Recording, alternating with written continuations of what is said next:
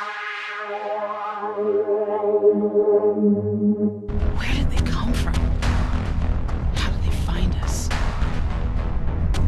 Those details don't matter anymore. All that matters is that they're here now, and they've brought hell with them. Hey everyone, I'm Luke from XBLGamerhub.com, and I'm here with you today to share with you my video review of 5th Cell's new title Hybrid for Xbox Live Arcade. Released on August 8th as part of Microsoft's Summer of Arcade lineup, Hybrid is a cover-based third-person shooter with a twist. This multiplayer-only game takes a lot of old stuff from other shooters that you've come to expect, but there's also something new in here. So, what is it all about? Multiplayer. And that's pretty much everything you need to know. It's a multiplayer-only game, and 5th Cell know full well what their title is and what it's all about. It hosts 3v3 battles across 10 different maps and modes, and it's a competitive multiplayer that's important. And best of all, it's addicting multiplayer at that. In Hybrid, you move your player character through a series of point-and-click instructions by aiming at cover to cover.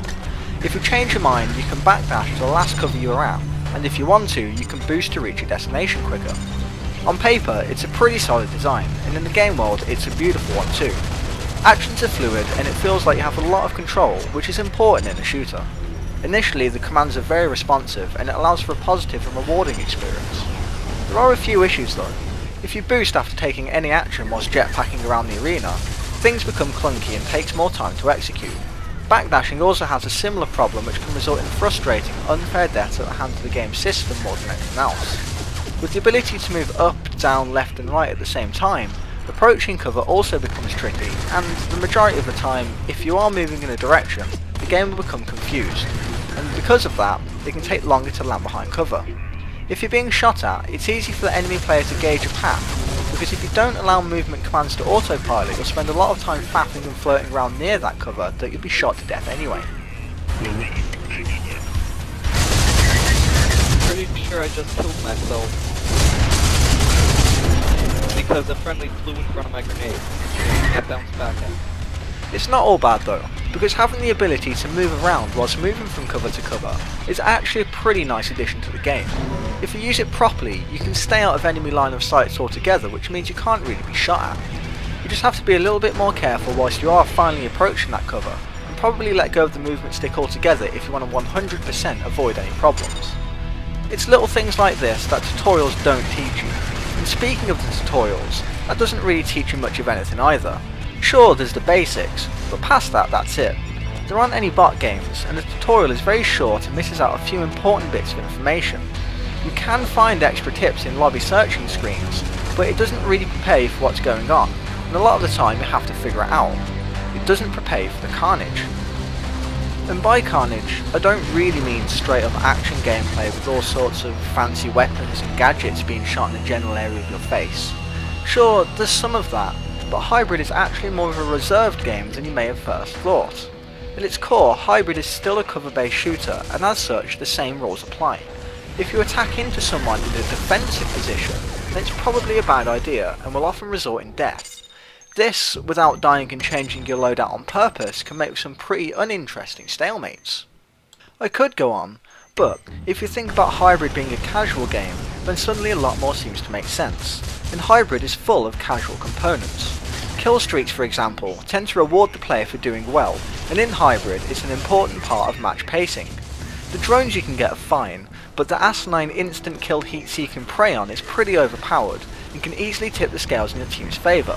If you don't care, then it isn't a problem, but just like kill streaks, the standard level up get better stuff principle applies, meaning the more you play, the more advantage you have over other players. It's definitely something that's not balanced, but also casually allows the players to unlock new firearms to keep them playing the game. That, or you can dish out even more Microsoft points to unlock your weaponry, armour and abilities through a series of microtransactions, and it's this style that has been pretty popular with games in recent years. It's actually not that expensive at 30 Microsoft points a pop, so impatience can always pay off. There's a route to take for everyone, but it does mean that even if you're matched against someone against your level, they can still have the advantage over you just because they spent a little bit more money. Things do pick up once you've had the chance to experiment with different loadouts though, and having to suffer and play against people who have everything unlocked is one thing, but when it's your turn, it's revenge mode activate. It manages to really upgrade how you can play, but some of the unlocks also scream out ways to break the game. For example, unlocking the Model R1 Swarm makes Tactics mode, which is basically your search and destroy from Call of Duty, and King of the Hill mode ridiculously hard, as the Swarm lets out a chargeable huge ball of damage over time death that penetrates cover. It has unlimited ammo and you never need to reload. With just one person it can create a lockdown, but using teamwork and 2 or more, then this lockdown almost becomes impossible to break. There are some interesting additions to loadouts though, and some of them really manage to change the gameplay and really change how you can tackle scenarios. The Meta Shield, for example, helps break the stagnated reserved gameplay that I've talked about earlier, and allows players to engage more directly with the opposition and approach that defensive position and approach that cover with victorious results. There's something in it which allows players to really get to grips with different skill sets and use whatever it is they prefer in order to play the game in their fun. So I guess the things that make Hybrid unbalanced can be easily overlooked unless you're specifically looking for errors. Any game has its flaws, and all we've really managed to establish here is that Hybrid isn't going to be the next biggest esports title. Hybrid does offer something new and interesting because of its movement mechanics, and it's this breath of fresh air that really makes me appreciate the game. Hybrid successfully streamlines a lot of the options available in a shooter.